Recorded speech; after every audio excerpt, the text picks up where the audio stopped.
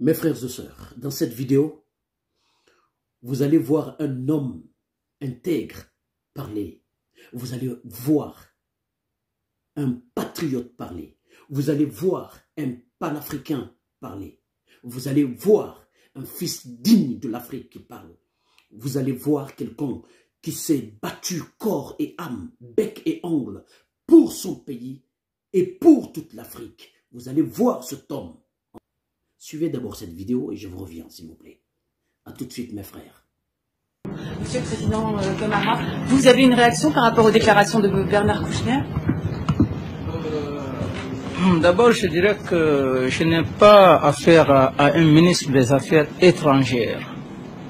Un ministre des Affaires étrangères, je n'ai pas discuté avec un ministre des Affaires étrangères. Ayez du respect pour moi.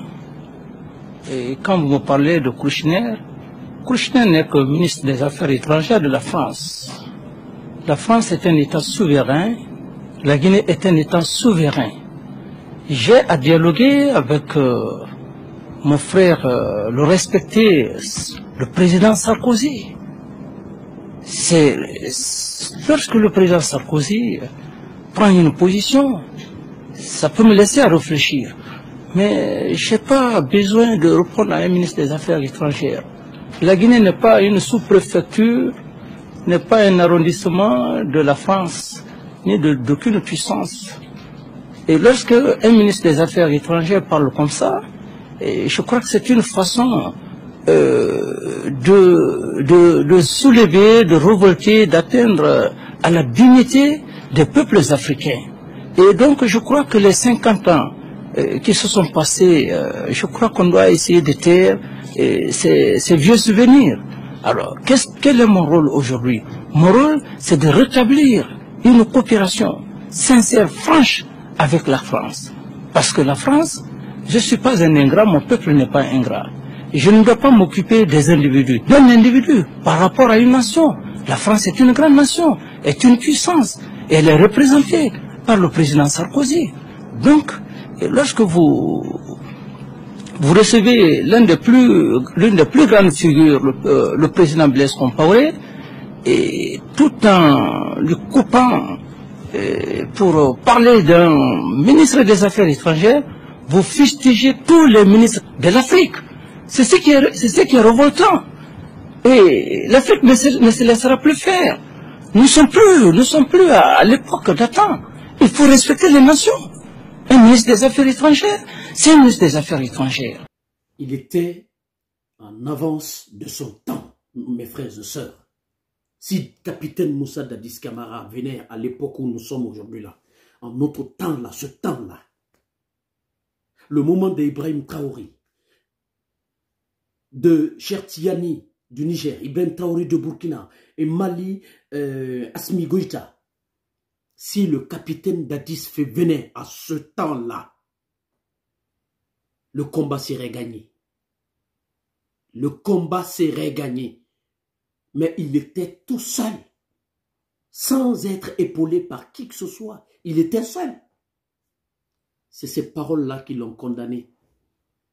C'est à cause de ces paroles-là que Bernard Kouchner, c'est un individu, il n'a pas parlé avec un ministre des Affaires étrangères. Vous tous, vous avez vu Bernard Kouchner, le coup d'État contre Dadis, quand le Toumba avait tiré sur la tête de Dadis. Cela a profité à qui? Ce coup d'État-là, l'affaire de Ouaga et le coup d'État sur capitaine Moussa Dadis Camara. Hein? La négociation de Ouaga a profité à qui? Si ce n'est pas Alpha Condé et le Bernard Kouchner. Vous avez vu, Bernard Kouchner était la femme de Alpha Condé. Quand Alpha Condé était président chez nous, Bernard Kouchner était toujours là en train de manger avec Alpha Condé dans le restaurant chez nous, au palais présidentiel. Il était toujours là, il parlait, on dirait que c'était lui le président. Mes frères et sœurs, il faut comprendre cela. Cela a profité à Alpha Condé et Bernard Kouchner. Capitaine Moussa Dadis Camara s'est battu pour cette Guinée, bec et ongle, corps et âme. Il s'est battu, il n'a besoin même un centime. Il est parti Personne ne peut nous dire que capitaine Moussa Dadis Camara a construit cette maison avec l'argent de la Guinée. Personne, que ce soit à l'intérieur comme l'extérieur. Qui? Sortez-moi une photo d'une maison que le capitaine Moussa Dadis Camara a construit avec de l'argent de l'État. Personne. Ce monsieur, je le défendrai jusqu'à ce qu'il sorte de là. Parce que je sais qu'en ce moment, le moment de la Guinée, en ce moment-là, c'est que lui qui peut nous sortir de ce problème. Nous voulons récupérer notre pays. Il y a combien de puissances chez nous aujourd'hui là qui pillent nos ressources, qui pillent nos matières premières. Combien de personnes, mes frères et sœurs, il était en avance de son temps. Ce qu'il va dire, vous allez comprendre dans ça que c'était quelqu'un qui ne voulait pas s'éterniser à ce pouvoir. Il ne voulait pas s'éterniser. Il voulait organiser les élections libres et transparentes. Il était partant. Il était partant pour les négociations avec les leaders politiques. Écoutez ça, s'il vous plaît. Écoutez très bien. Et surtout, surtout, n'oubliez pas de partager largement cette vidéo, s'il vous plaît. À tout de suite. Essaye de poser les vrais problèmes de la Guinée, et le dialogue entre les leaders politiques, les forces politiques et, disons, le commandement et le gouvernement. Peut-être que les forces ou les leaders politiques vont rejeter ce qu'il va dire, mais quant à moi, j'ai la mission de défendre ma nation. Parce que c'est un homme qui a de la probité morale.